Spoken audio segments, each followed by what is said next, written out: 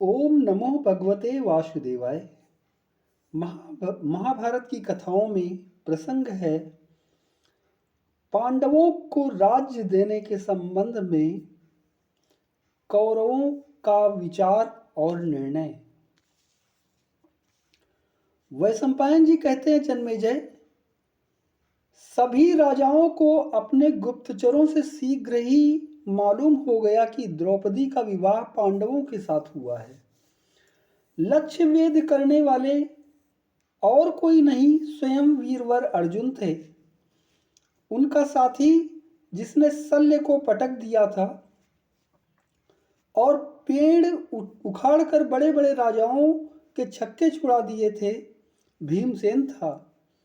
इस समाचार से सभी को बड़ा आश्चर्य हुआ। उन्होंने पांडवों के बच जाने से प्रसन्नता प्रकट की और कौरवों से दुर्व्यवहार और कौरवों के दुर्व्यवहार से खिन्न होकर उन्हें धिक्कारा।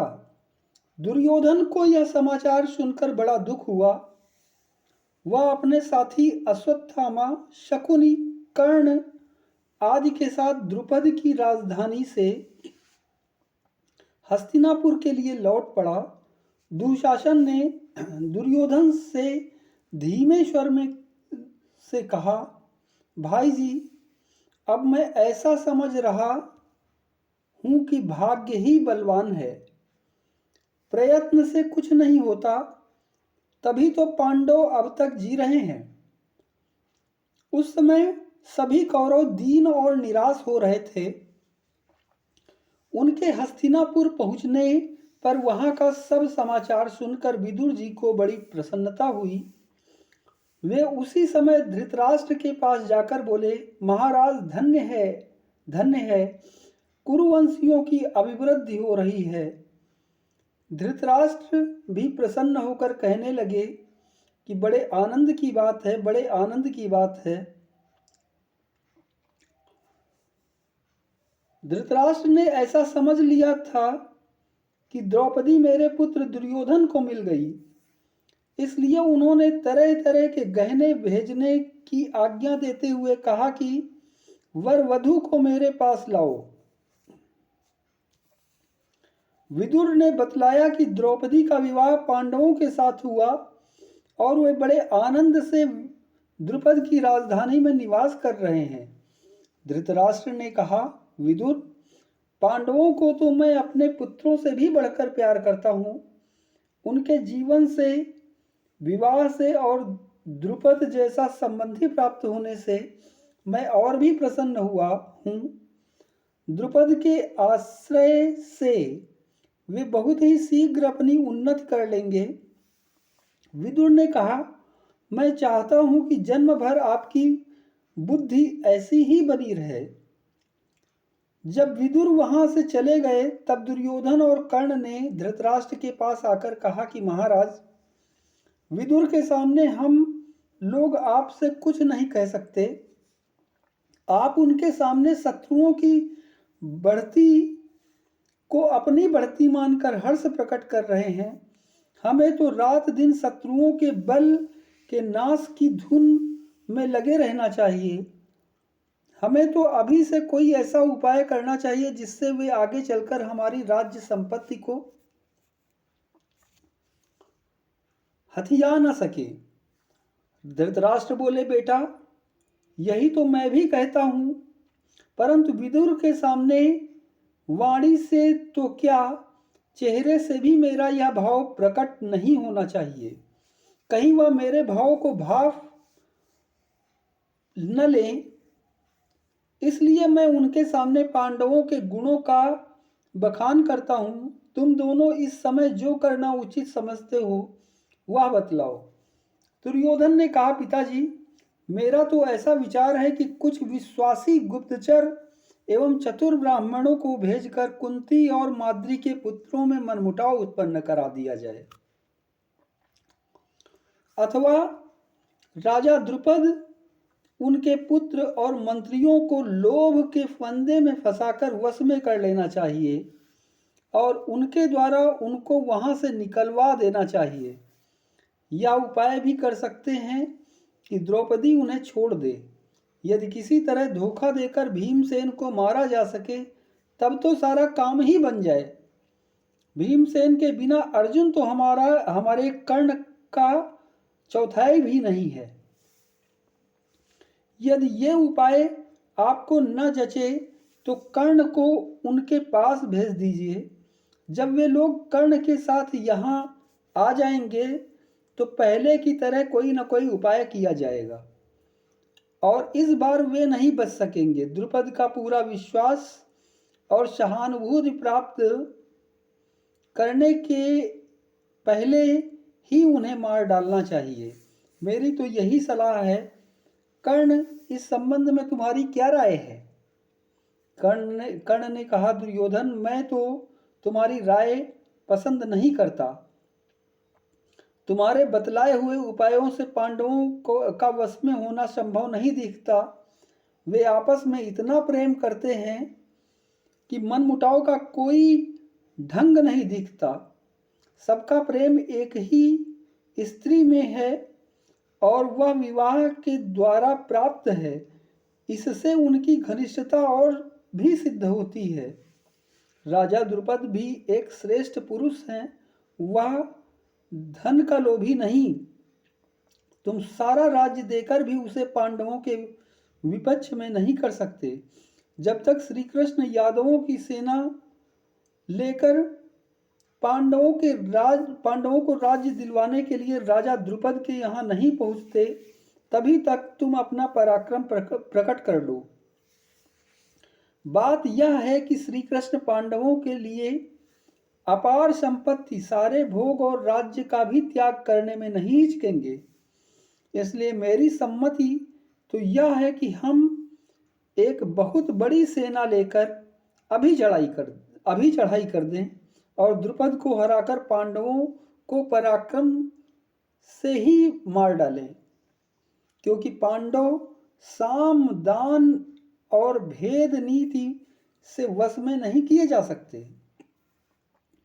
उन वीरों को तो केवल वीरता से ही मार डालना चाहिए। धृतराष्ट्र ने कहा, बेटा कर्ण, तुम शस्त्रास्त्र कुशल तो हो ही, नीति कुशल भी हो। जो कुछ तुमने कहा वह तुम्हारे अनुरूप है, परंतु मेरा विचार यह है कि आचार्य द्रोण, भीष्म पितामह, विदुर और तुम दोनों सब मिलकर इस संबंध में फिर विचार कर लो और ऐसा उपाय निकालो जिससे परिणाम में सुख मिले। राजा धृतराष्ट्र ने भीष्म पितामह आदि को बुलवाया। सब लोग गुप्त स्थान में बैठकर विचार करने लगे। भीष्म पितामह ने कहा, मुझे पांडवों के साथ वैर विरोध करना पसंद नहीं है। मेरे लिए धृतराष्ट्र और पांडु तथा दोनों के लड़के एक से हैं। मैं सबसे एक सा प्यार करता हूँ। जैसे मेरा धर्म है पांडवों की रक्षा करना, वैसे ही तुम लोगों का भी है। मैं पांडवों से झगड़ा करने का समर्थन नहीं कर सकता। तुम उनके साथ मेल मिलाप का बर्ताव करो और उनका आधा राज्य दे दो। जैसे तुम इस राज्य को अपने बाप दादों का समझते हो, वैसे ही यह उनके बाप दादों का भी तो है। दुर्योधन, यदि यह राज्य पांडवों को नहीं मिलेगा तो तुम या भरतवंश का कोई भी पुरुष अपने को उस राज्य का स्वत्वाधिकारी कैसे कह सकेगा? तुम जो अभी राजा बन बैठे हो यह धर्म के विपरीत है। तुमसे भी पहले वे राज्य के अधिकारी हैं। तुम्हें हंसी खुशी से उनका राज्य लौटा देना चाहिए। इसी में तुम्हारा और सब लोगों का भला है, अन्यथा नहीं। तुम अपने सिर पर कलंक का टीका क्यों लगा रहे हो? जब से मैंने सुना कि कुंती और पांचों पांडव भस्म हो गए, तब से मेरी आंखों के सामने अंधेरा छा गया था। उनके जलने का दोष जितना तुम पर लगाया गया उतना पुरोचन पर नहीं। अब पांडवों के जीवित रहने और मिलने से तुम्हारी अपकीर्ति मिटाई जा सकती है। पांडवों के जीवित रहते स्वयं इंद्र भी उन्हें उनके राज्य से वंचित नहीं कर सकते। वे बुद्धिमान और धर्मात्मा हैं, आपस में मेल जोल भी रखते हैं। उन्हें तुमने अब तक जो राज्य से दूर रखने का प्रयत्न किया है वह अधर्म है। धृतराष्ट्र, मैं तुम्हें स्पष्ट रूप से अपनी सम्मति बतलाए देता हूं। यदि तुम्हें धर्म से रत्ती भर भी प्रेम है, तुम मेरा प्रिय और अपना कल्याण करना चाहते हो, तो शीघ्र से शीघ्र पांडवों का आधा राज्य उन्हें लौटा दो। द्रोणाचार्य ने कहा, धृतराष्ट्र, मित्रों का यही धर्म है कि जब उनसे कोई सलाह पूछी जाए तो वे धर्म, अर्थ और यश की वृद्धि करने वाली सम्मति दें। मैं महात्मा भीष्म की सम्मति पसंद करता हूं। सनातन धर्म के अनुसार मैं यही ठीक समझता हूं कि पांडवों को आधा राज्य दे दिया जाए। आप किसी प्रियवादी पुरुष को द्रुपद की राजधानी में भेजिए। वह पांडवों और नववधु द्रौपदी के लिए अनेकों प्रकार के रत्न और सामग्री लेकर जाए और द्रुपद से कहे कि महाराज द्रुपद, आपके पवित्र वंश में संबंध होने से समस्त कुरुवंश को, राजा धृतराष्ट्र और दुर्योधन को बड़ी प्रसन्नता हुई है। इसे वे अपने कुल और गौरव की वृद्धि मानते हैं। इसके बाद वह कुंती और पांडवों को आश्वासन दे, समझावे बुझावे। जब उन लोगों के चित्त में आपके प्रति विश्वास उदय हो जाए और वे शांत हो जाएं, तब उनके सामने यहाँ आने का प्रस्ताव उपस्थित करे। द्रुपद की ओर से स्वीकृति मिल जाने पर दुशासन और विकर्ण सेना एवं सामंतों सहित जाकर सम्मान के साथ द्रौपदी और पांडवों को ले आवें। उन्हें उनका पैतृक राज्य दे दिया जाए। उनका आदर करने से सारी प्रजा आप पर प्रसन्न होगी, क्योंकि सब लोग ऐसा ही चाहते हैं। इस प्रकार मैं स्पष्ट रूप से महात्मा भीष्म की सम्मति का अनुमोदन करता हूँ और आपके हित की सलाह देता हूँ। इसी में आपके वंश की भलाई है। भीष्म पितामह और द्रोणाचार्य की बात सुनकर कर्ण जल भुन रहा था। उसने कहा कि महाराज, पितामह भीष्म और आचार्य द्रोण आपके द्वारा सब प्रकार से सम्मानित और सत्कृत हैं। आप प्रायः इनसे अपने हित की सलाह लेते ही रहते हैं। यदि विधाता ने आपके भाग्य में राज्य लिखा है तो सारे संसार के शत्रु हो जाने पर भी वह आपके हाथ से नहीं छीन सकता।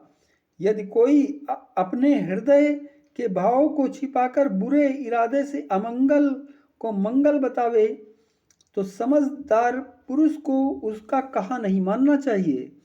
आप स्वयं बुद्धिमान हैं। मंत्रियों की सलाह अच्छी है या बुरी, इसका निर्णय आप स्वयं कीजिए, क्योंकि आप अपना हित और अहित तो भली भांति समझते ही हैं। द्रोणाचार्य ने कहा कि अरे कर्ण, मैं तेरी दुष्टता समझ रहा हूँ। तेरा हृदय दुर्भाव से परिपूर्ण है। तो पांडवों का अनिष्ट करने के लिए हमारी सलाह को अनिष्टकारिणी बतला रहा है। मैंने अपनी समझ से कुरुवंश की रक्षा और हित की बात कही है। यदि हमारी सलाह से कुरुवंश का अहित दिख पड़ता हो तो तुझे जिससे हित दिखे वही कहा। मैं कह देता हूँ कि हमारी सलाह न मानने से शीघ्र ही कौरव वंश का विनाश हो जाएगा।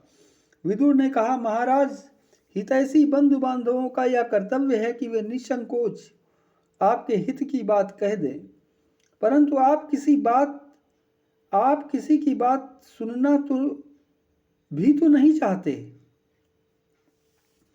इसी से उनकी बात को हृदय में स्थान नहीं देते। पितामह भीष्म और आचार्य द्रोण ने बहुत ही प्रिय और हितकर बात कही है, परंतु आपने अभी उन्हें कहाँ स्वीकार किया। मैंने खूब सोच विचार कर देख लिया कि भीष्म और द्रोण से बढ़कर आपका कोई मित्र नहीं है। ये दोनों महापुरुष अवस्था, बुद्धि और शास्त्र ज्ञान आदि बातों में ही सबसे बड़े चढ़े हैं। इनके हृदय में आपके और पांडु के पुत्रों के प्रति समान स्नेह भाव है।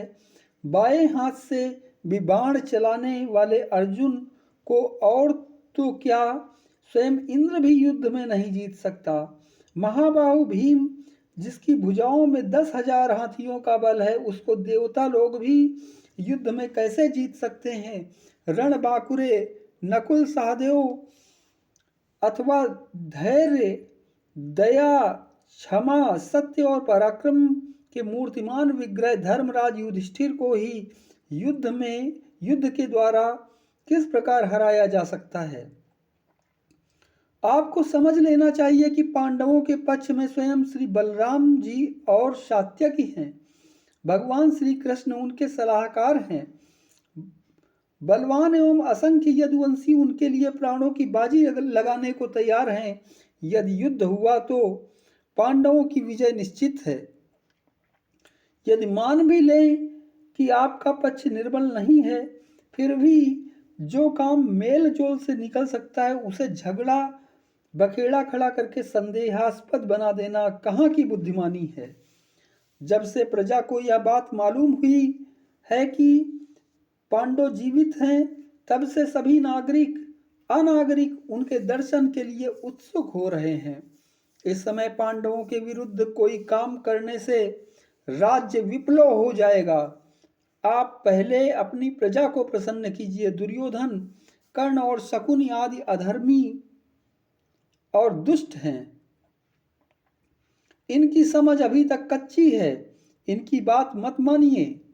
मैंने आपको पहले ही सूचित कर दिया था कि दुर्योधन के अपराध से सारी प्रजा का सत्यानाश हो जाएगा। धृतराष्ट्र ने कहा, विदुर, भीष्म पितामह एवं आचार्य द्रोण बड़े ही बुद्धिमान एवं ऋषितुल्य हैं। इनकी सलाह मेरे परम हित की है। तुमने भी जो कुछ कहा है उसे मैं स्वीकार करता हूँ। युधिष्ठिर आदि पांचों पांडव जैसे पांडु के पुत्र हैं, वैसे ही मेरे पुत्रों की तरह ही राज्य पर उनका भी अधिकार है। तुम पांचाल देश में जाओ और राजा द्रुपद की अनुमति से कुंती, द्रौपदी तथा पांडवों को सत्कार पूर्वक यहाँ ले आओ। धृतराष्ट्र की आज्ञा से विदुर ने द्रुपद की राजधानी के लिए प्रस्थान किया। ओम नमो भगवते वासुदेवाय।